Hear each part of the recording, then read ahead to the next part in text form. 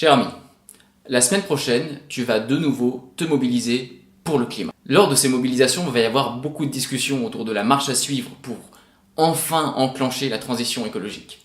Et comme on ne va pas être l'un en face de l'autre, je te propose qu'on ait une petite conversation autour de l'idée de la grève pour le climat.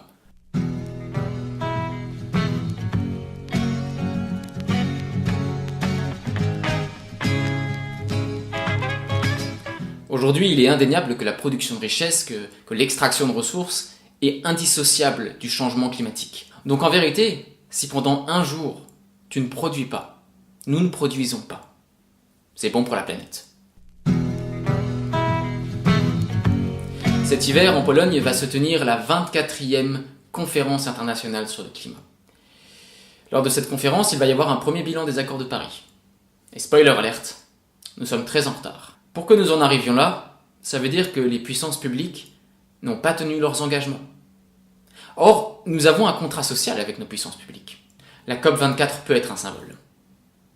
Puisque les gouvernements ne respectent pas leur part du marché, puisque nos vies, puisque les vies de nos enfants et de toutes les générations futures sont dans la balance, pourquoi est-ce que nous tiendrions la nôtre? Pourquoi irions-nous travailler?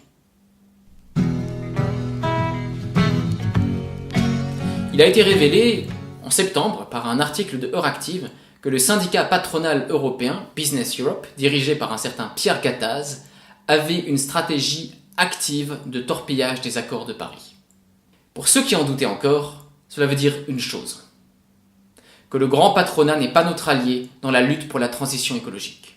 Nos ancêtres ont dû faire grève pour obtenir des journées de travail moins longues, pour obtenir des meilleurs salaires, des congés, une assurance chômage ou la retraite.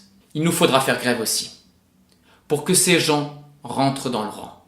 Nous devons dire au patronat européen que tant qu'ils luttent contre nos intérêts, nous lutterons contre les leurs, et que nous leur ferons perdre autant d'argent que possible, tant qu'ils continueront à penser à leur gueule.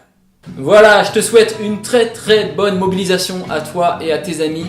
N'hésite pas à discuter de cette idée en commentaire, n'hésite pas non plus à partager cette vidéo si tu la trouves intéressante. Surtout, ne lâchons pas l'affaire. On sait qu'on n'a pas grand chose à attendre des gouvernements, on sait qu'on n'a absolument rien à attendre du grand patronat, sauf si nous on les fait bouger. Le progrès social, il est toujours venu d'en bas. Le progrès écologique et social, il viendra d'en bas aussi.